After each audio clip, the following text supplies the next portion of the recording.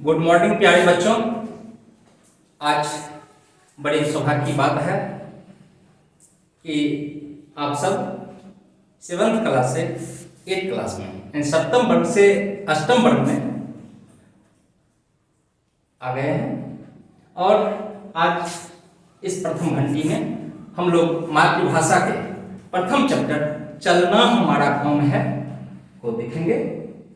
उसके बारे में हम लोग जानकारी हासिल करेंगे। चलना हमारा काम है इस कविता के कविवर शिवमंगल सिंह सुमन जी हैं। शिवमंगल सिंह सुमन के बारे में आप लोग पिछले क्लास में जान चुके हैं कि शिवमंगल सिंह सुमन का हिंदी साहित्य के क्षेत्र में क्या योगदान रहा। आज हम लोग उनके बारे में कुछ परिचय देखें, काव्यगत परिचय। आप सब जानते हैं कि शिवमंगल सिंह सुमन का प्रादुर्भाव इस धराधामी पर उस समय हुआ जिस समय छायावाद की लहर वेगवती धारा बनकर प्रवाहित हो रही थी। सुकुमार हृदय कवि सुमित्रानंदन पंत के पल्लव और वीणा से साहित्यिक माधुर्य रसों का मन ऊब चुका था। महावेदी वर्मा अपने चिर विरह वेदना का गीत गा गाकर प्रिय पथ को संधान करती हुई अग्रसर हो रही थी। महाप्राण निराला के अनामिका जय गीत माला के छंदों से छायावाद की कुहेलिका में कोहराम मच रही थी।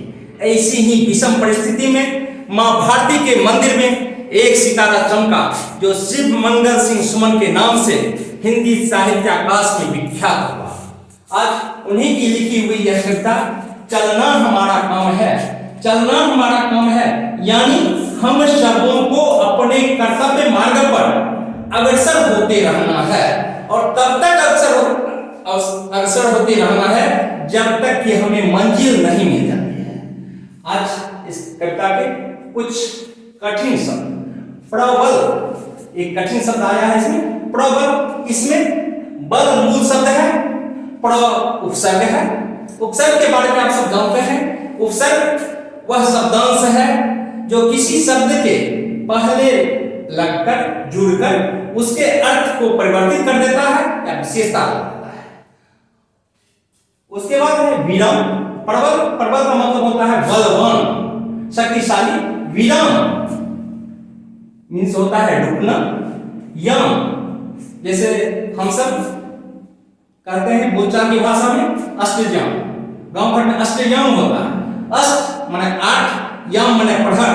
दिन रात मिलाकर 24 घंटे होते हैं और 24 घंटे को 8 याम में बांटा गया है यानी एक याम का जो समय होता है वह 3 घंटे का होता है।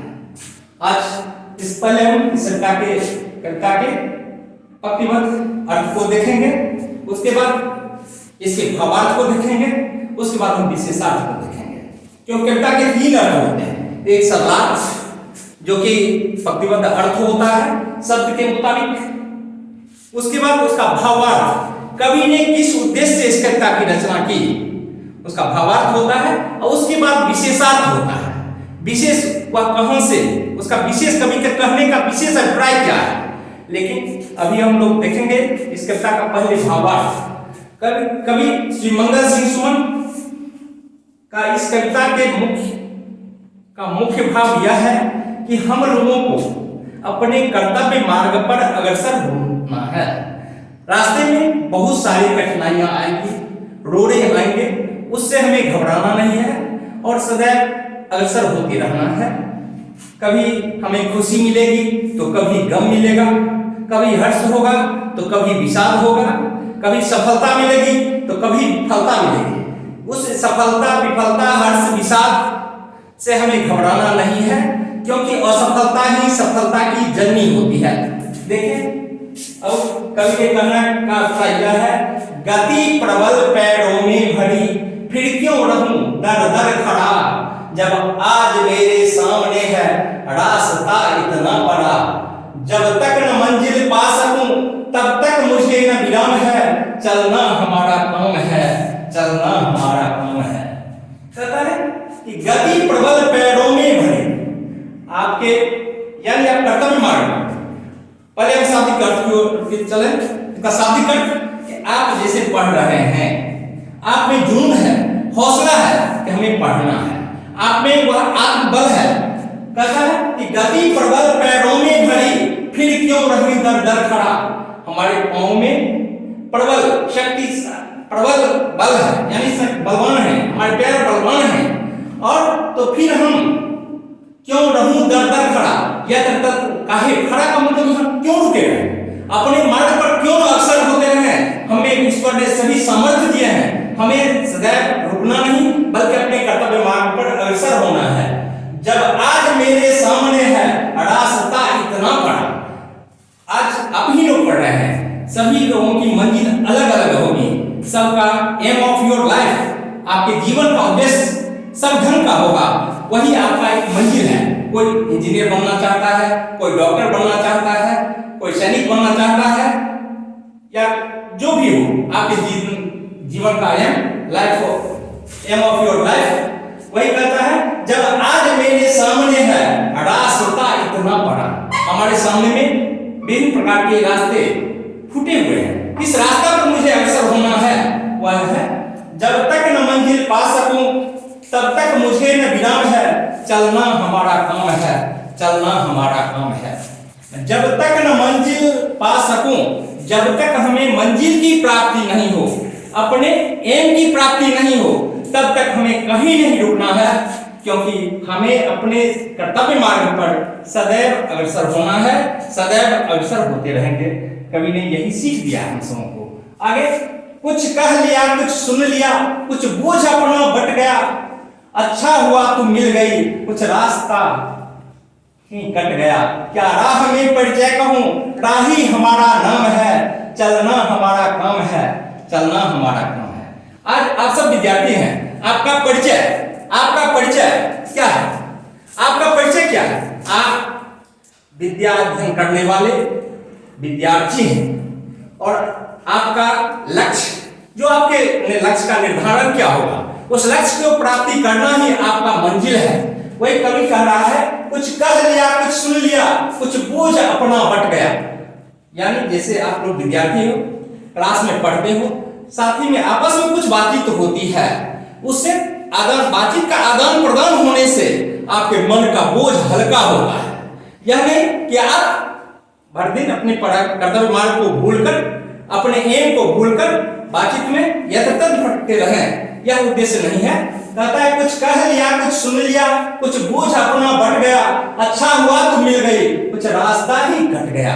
मैंने कुछ कह लिया, मैंने कुछ कहा, साथियों से आपने कुछ बातचीत आदान प्रदान किया, इससे आपके मन का बोझ हल्का होता है, और आप विशेष अपना परिचय, आप कर्तव्य मार्ग पर चल रहे हैं, हम सब आप पढ़ने के लिए, विद्या अध्ययन करने के लिए आए हैं। आपका परिचय सिर्फ आपका विद्यार्थी जीवन है, विद्या अध्ययन करना, विद्योपार्जन करना आपका मुख्य कार्य है, और आप विद्या पथ के राही हैं।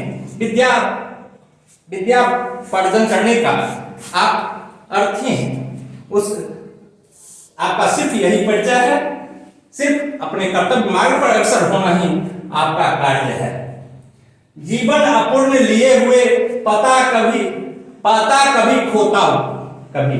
यह जीवन आज तक किसी का जीवन पूर्ण नहीं हुआ है, जीवन अपूर्ण, कहता है कभी, बहुत ही मार्मिक पंक्ति है, जीवन अपूर्ण लिए हुए पाता कभी खोता कभी, आशा निराशा से घिरा हंसता कभी रोता कभी।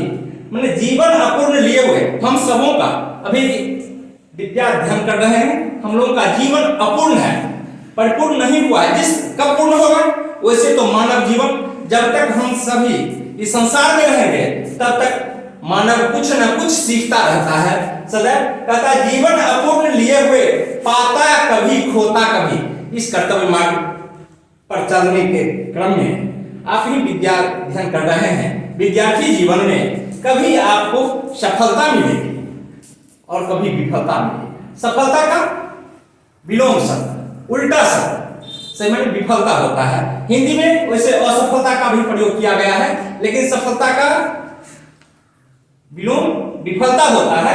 वही कहता जीवन अपूर्ण लिए हुए पाता कभी खोता कभी। या अपूर्ण जीवन को लेकर हम लोग आगे बढ़ रहे हैं, क्यों? पूर्ण बनाने के लिए। इस क्रम में हमें कभी कुछ मिलेगा, कभी कुछ लाभ होगा, कभी हानि होगी, कभी हमें आशा मिलेगा, कभी निराशा मिलेगी, लेकिन इस निराशा से हमें घबराना नहीं है। गति मति न हो अवरुद्ध। गति मीन्स होता है यहाँ पर गति कि मतलब हमें अपने कर्तव्य मार्ग पर अग्रसर होना, चलना। मति का मीन्स होता है बुद्धि, माने गति मति न हो अवरुद्ध। आपकी न आगे बढ़ने की का जो होड़ है वह रुकना चाहिए, नहीं आपकी बुद्धि रुके, यानी बुद्धि आपका मन इधर उधर विचलित न हो, इसका ध्यान आठों यम रहे। आप विद्यार्थी जीवन में हो, सदैव आठों यम यानी आठों प्रहर 24 घंटा आप लोगों को यह सदैव इस बारे में सोचना चाहिए कि मैं कैसे अपने कर्तव्य मार्ग पर अग्रसर होते हुए अपनी मंजिल को प्राप्त करूंगा। इसमें सफलता विफलता आशा निराशा आपको आती रहेगी, उससे आप अपने क्रम को आगे बढ़ने के क्रम को नहीं रुकेंगे, न ही अपने दिमाग को भटकाएंगे, अपने मन को भटकाएंगे। इसका ध्यान हमें सदैव रखना चाहिए। चलना हमारा काम है। आप हम सब सिर्फ कर्म के अधिकारी हैं, कर्म करते रहेंगे। और कहावत है हिंदी का, एक लोकोक्ति है, बोया पेड़ बबूर का आम कहां से पाए। अगर हम आम का वृक्ष रोपेंगे, उससे छोटा या बड़ा हमें आम ही मिलेगा, बल्कि उससे कांटे नहीं मिलेंगे। अगर मैं कांटा का वृक्ष रोपूंगा, बबूल का वृक्ष रोपूंगा, तो उससे हमें कांटे ही मिलेंगे, फल नहीं मिलेंगे। हमें सदैव यह ध्यान रखना चाहिए कि हम अपने कर्तव्य मार्ग पर सदैव अग्रसर होते रहेंगे। तब तक अग्रसर होंगे जब तक हमें मंजिल नहीं मिले।